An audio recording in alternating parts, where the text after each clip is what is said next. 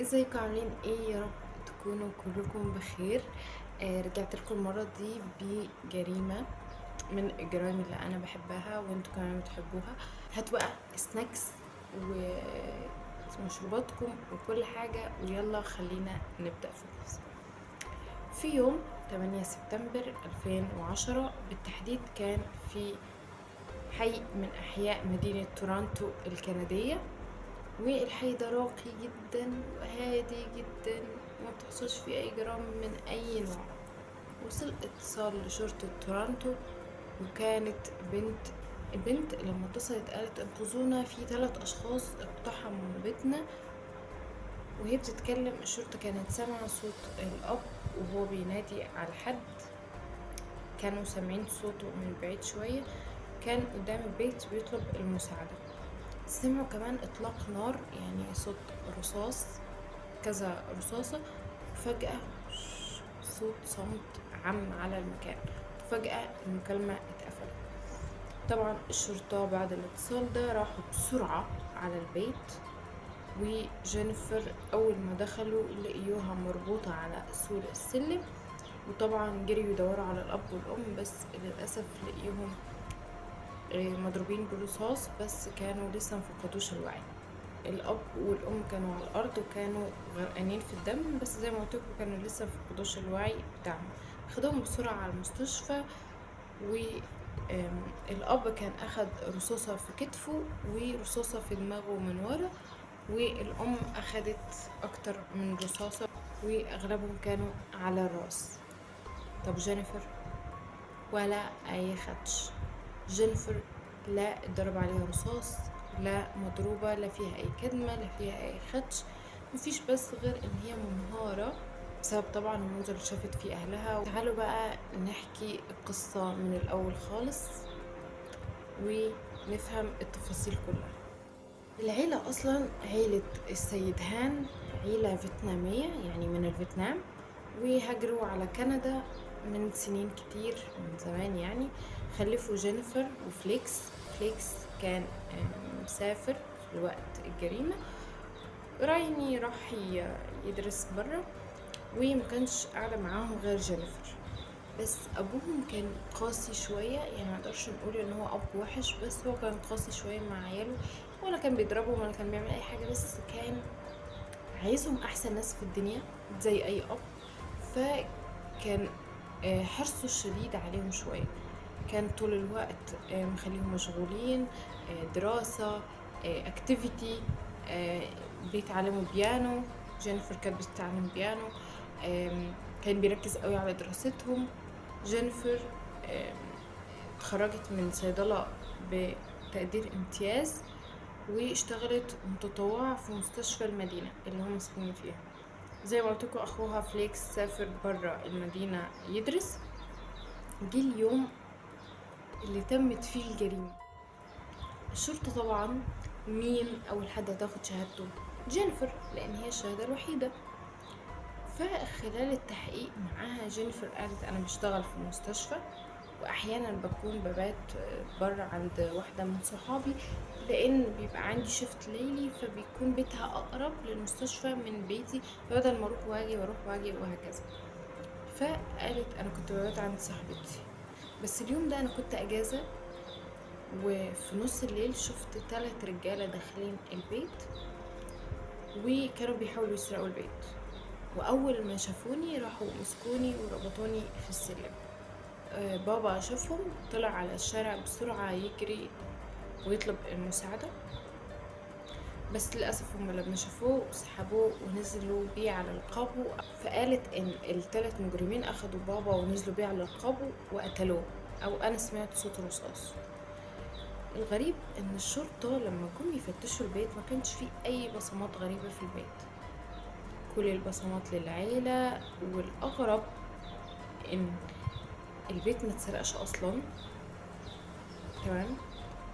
واللي دخل البيت ده معناه طالما هو ما سرقش، ده معناه ان هو اصلا مش داخل يسرق، ده داخل يقتل ويمشي. نرجع للاب والام.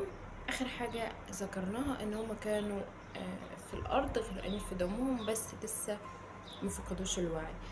الاب كانوا الأب دخل في غيبوبة، والأم للأسف توفت لأن هي كان أغلب الرصاصات زي ما قلنا كان في وشها. الشرطة ساعتها قررت من كتر ما القضية معقدة معاها شوية، قررت إن هي تتنكر وتحضر الجنازة.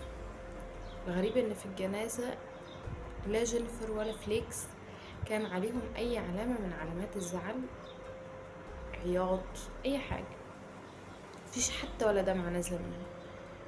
حاجة كمان الشرطة استغربت جدا منها، وهي ان ازاي الرجالة دول او المجرمين دخلوا البيت من غير حتى ما يكسروا اي حاجة يدخلوا منها، يعني كأن حد دخل بمفتاح، او في حد فتح لهم من جوه، او حد اصلا سيب لهم الباب مفتوح. كمان ليه ما سرقوش ولا حاجة؟ طب ليه دخلوا البيت اصلا؟ يا اما داخلين يقتلوا زي ما قلنا. كمان ازاي سابوا جينيفر؟ يعني دي اكبر شهادة عليهم. عايزه اقول لكم كمان المجرمين دول ما كانوش مقنعين، يعني ما كانوش لابسين قناع على وشهم. ف الف ب اجرام ان انت تغطي وشك يا تقتل اللي شافك. هما لا قتلوا جينيفر ولا كانوا مقنعين، يعني سابوا اكبر شهادة او اكبر دليل ان هما، او اكبر دليل ان هما قتلوا يعني. ازاي سابوها؟ المهم، طيب كمان سؤال، ليه الاب لما شاف المجرمين دول ما جريش على بنته الاول؟ يعني هو المجرمين، هي قالت جينيفر قالت ان انا ربطوني على السلم وراحوا جابوا بابا من بره الشارع. طب ابوها شافها مربوطة على السلم، ليه ما رحلهاش؟ يعني ليه ما جريش على بنته الاول؟ ليه جري على بره؟ مش مشكلة، هنقول ان هو طلع يطلب المساعدة او اي حاجة يعني، بس من الطبيعي ان هو يجري على بنته الاول. استمرت التحقيقات ولسه مفيش اي دليل جديد او اي حاجة حصلت غريبة، بس حصلت حاجة غيرت نقدر نقول 90% من القضية. هي ان ابو جينيفر فاق. بس الاب لما فاق سبحان الله، مع انه كان واخد طلقة في راسه من ورا، الا ان هو فاق وهو فاكر كل حاجة، مفقدش ذاكرة في اي حاجة، ولا ذاكرة مؤقتة ولا اي حاجة. بس اول حاجة قالها قبل ما يعرف اي حاجة عن القضية، قال اوعوا تصدقوا جينيفر في اي حاجة تقولها.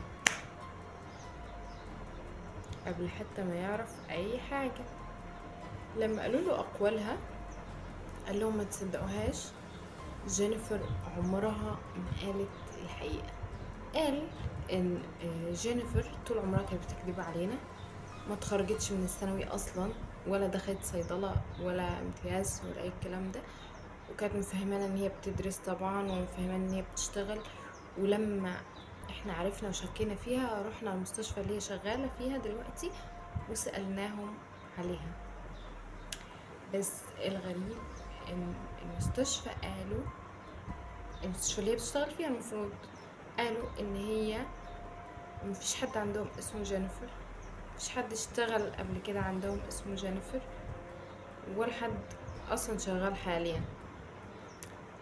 كمان قال ان جينيفر كانت بتفهمنا ان هي بتروح تبات عند واحدة صاحبتها في الاوقات اللي بيبقى عندها شيفت ليلي، بس في الحقيقة هي ما عندهاش اصلا صاحبة قريبة من المستشفى، كان بتروح تبات عند صاحبها اسمه دانيال.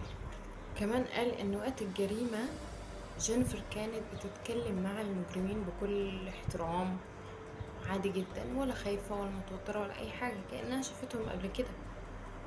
فانا انصحكم ان انتوا تعيدوا معاها التحقيق تاني، قال لهم كده.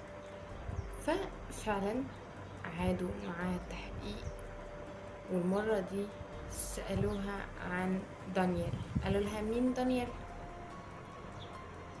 صدمتهم بإجابتها بجد، وإجابتها كانت مختلفة تماما عن الإجابة وعن التحقيق اللي حصل قبل كده. قالت أيوة أنا أعرف دانيال فعلا، تعرفت عليه في المدرسة وحبيته جدا، بس حبيته قبل ما أعرف إن هو متهور وتاجر مخدرات. عايزة أقولكم بعد الكلام ده الشرطة اتعاطفت معاها.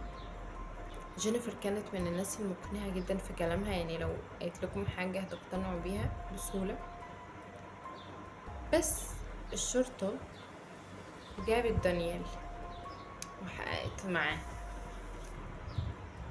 انا اكاد اجزم ان انتوا مش مستعدين ابدا للصدمة الكبيرة اللي هتحصل. دانيال بقى اعترف، يعني مش اعترف من اول القلم، ده اعترف من قبل ما ياخد القلم. انتوا متخيلين؟ قال ايه بقى؟ قال بصوا انا هقول لكم كل حاجه وهعترف بكل حاجه. قال لهم عن هويه المجرمين، هم مين واسمائهم ايه وكل التفاصيل. بس الكلام اللي قاله كان متعارض مع كلام جينيفر لما قالت ان هي جابت قتلة مستأجرين عشان يقتلوني.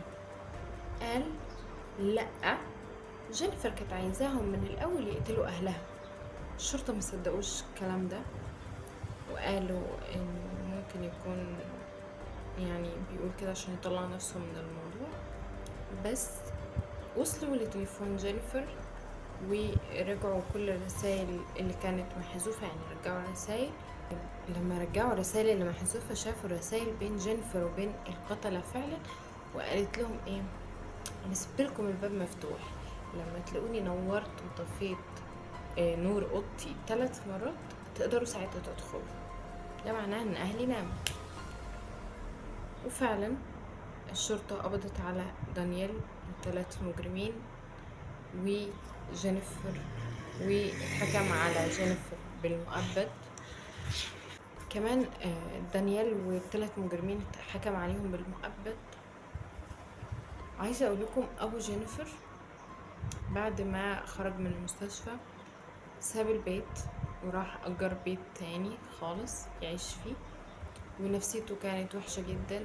اخو جينيفر فليكس ساب البلد كلها ومشي، قال انه مش هيقدر يتحمل اللي حصل في اخته وفي امه. بعد اللي حصل ده مش هيقدر يتحمل يعني الفكرة، وساب البلد كلها ومشي.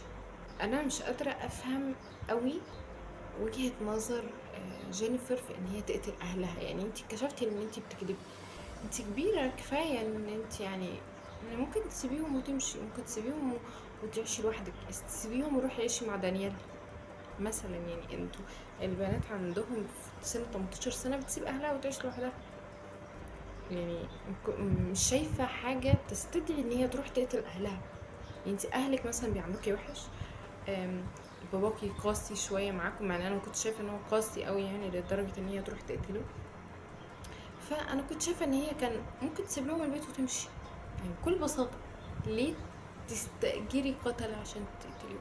الموضوع مش مستاهل، فاهميني؟